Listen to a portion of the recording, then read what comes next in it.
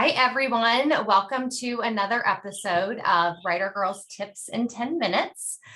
Today, we have Jen Jenkins with us. Jen has a very big job at University of Utah Health.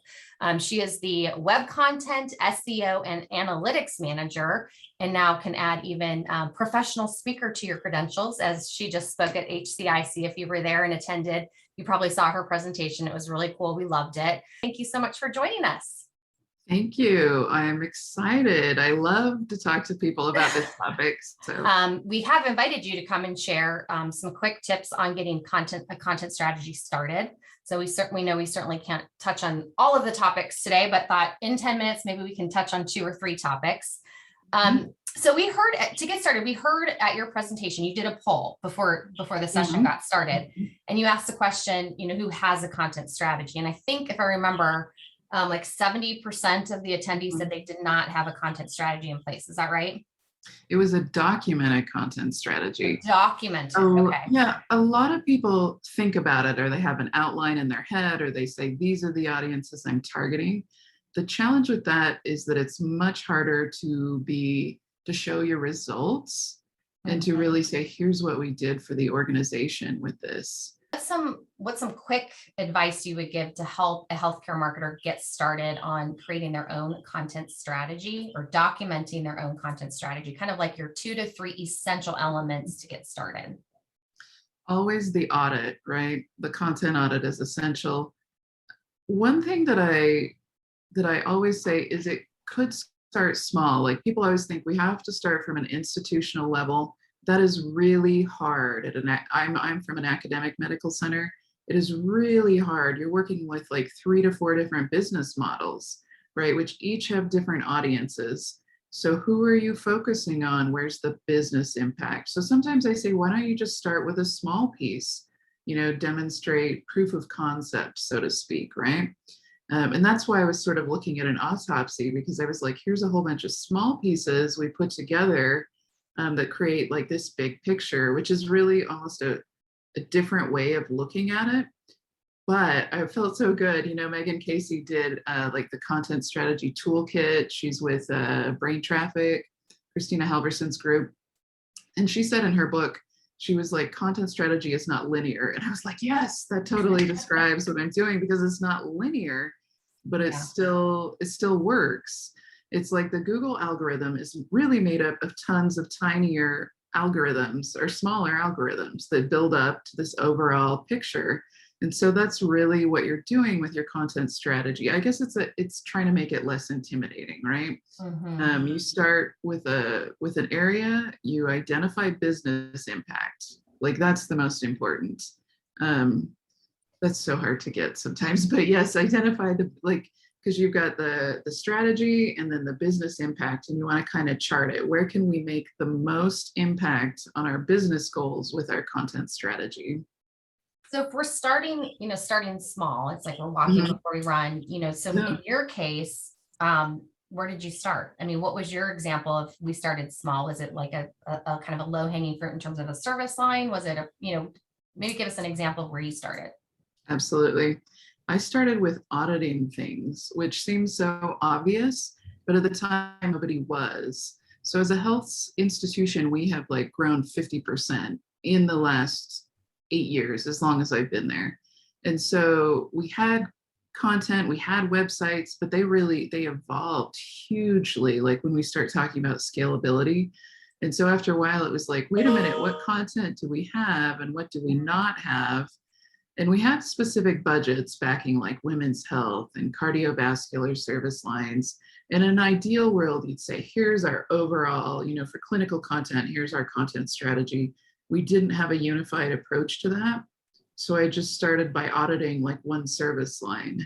What's in there? What's missing gaps? What content is performing well? And just looking at opportunities there. Eventually, another area that I could say is there a pet project, for one of your stakeholders that they really like? That's not a bad place to start, because they'll have a lot of information about that, a lot more than they might with some other area. So there are all sorts of places you can start. It's just finding what works for you, I think. And I think it's like once you start exercising that muscle, it gets stronger and it gets easier. And then you can start applying it to more and more. And then you have a discipline around doing it all the time. And as you said, like making sure you're documenting it, you're revisiting it, that it's like this living, breathing thing that's not just a once in a while thing, Yes. but it's an all the time thing. So that's a real discipline. But I think if you do that, it becomes a lot easier. And like you said, maybe less intimidating. But the content strategy, putting together all of these audits, it became so much easier to update them. The second year we did it, we had all the documented work, and we could go through and update it and say, well, let's evolve this particular area. We've laid all this basic foundational content. Let's look at maybe patient stories, layering that in on top, and how does that affect it? So it allowed us to start building out a bigger ecosystem, really, which was exciting. Well, it's exciting, and then it has to be so satisfying because, especially with content production, which is just a mass beast of an animal, it's like it can be hard to really, how did that work and what did we do? And, so be able to look back too and just be like, look at all of this master, display of work that we've done in the last year, that's so satisfying for your team. And when you come in with these, just even an audit to your service line, and they look at all these pages and they're like, oh my gosh, that's so much work. And you're like, don't you worry, honey, I eat this for lunch. You don't share that, but you're like, of course, it's so much work. I've spent all my time on your service line. It gives them a lot more confidence in you, right? I mean, who doesn't it give confidence to when you've prepared and brought in a great presentation and recommendations and stuff like that. So it's all around a winning hand, I think. Yeah, and collaborating, which leads me to my next question. You mentioned like maybe starting small would be like a stakeholder's pet project. You talked about collaboration. So we all know that marketing is such a collaborative effort. And we, especially in healthcare, we've got physicians and service line leaders and, business owners and lots of different people, too many cooks in the kitchen at times. So you've got your strategy and you really, you've got buy-in and you feel really, good about your strategy. How do you say no to these stakeholders that have competing needs, maybe have particular feedback? So how do you stick to the strategy when you want to also encourage that collaboration? Yep. Well, as I spoke at Confab a few years ago, and my presentation was never say no. Strategy. Okay, I love it. Yeah. So how do we do that? How do we do that?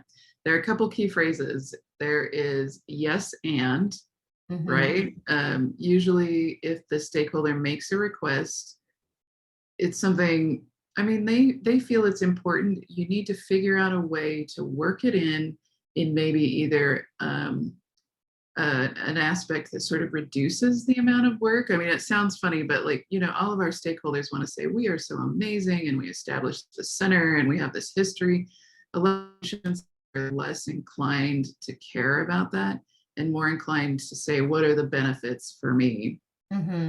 And I've started wrapping that into a couple of paragraphs on program pages that's a little more flowery language, where the physicians can feel proud of their work and proud of it. But we also start with information that patients want to know. Here's what we treat.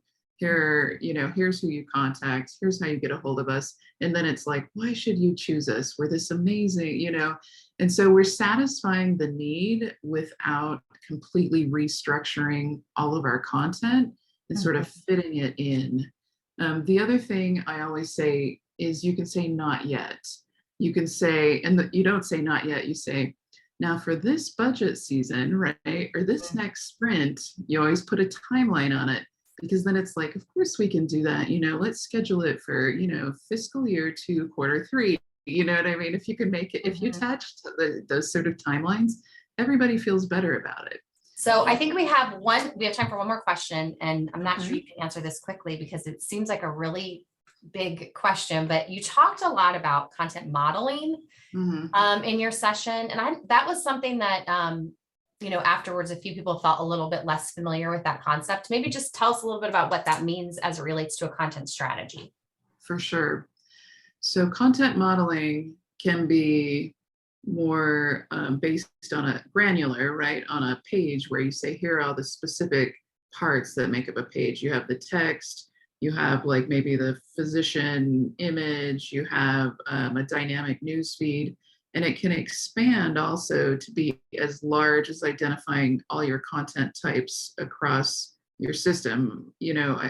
I've heard the word ecosystem to refer to it, your content ecosystem, which is so true, because like we have at least 5 different audiences, right? You've got your patients, your physician, like referring physicians, in our case, students, right? We have donors, we have, all of these audiences, and it seems so overwhelming. But when you say, here are all the content types, we have press releases, we have blogs, we have longer articles, it starts to help you say, what is the intent of each content type? Mm-hmm.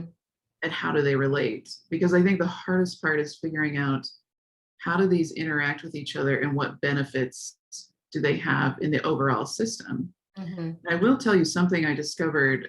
For a long time, we had a really strong blog that was more based around general branding. Mm-hmm. And that was great. And it was like, oh, the blog, it's like supporting and holding up the website. We had some physician interviews as well.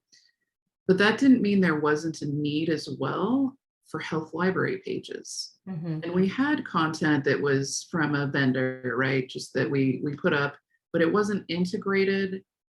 Obviously, our physicians didn't like it because it wasn't about them, right? It didn't have their specific insight. So we started creating this custom content around clinical services. And now it's built up its own amount of traffic. It's bringing people in. And so we have to really look at how do these 2 types of content interact, and where are the decision-making points for our patients.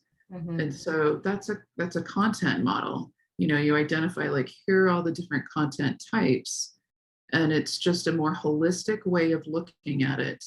You hear that, pictures, what is it, like the speed of understanding with a picture is so much faster than a reading of something. So like even being able to, see a picture of how all of these different pieces interact and what is the big picture, can really get everyone aligned probably a lot quicker even too than reading through. Like your audit's probably exhausting in terms of all the information.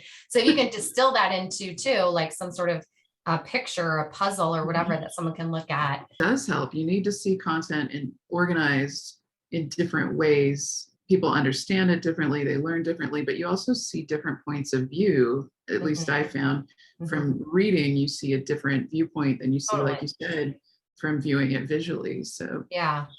Well, the good news for our audience that's tuning into this, you have examples of content models in some of your articles. So we'll be sure to share that so people can see what that looks like. Awesome. And if they have questions, are you open to emails?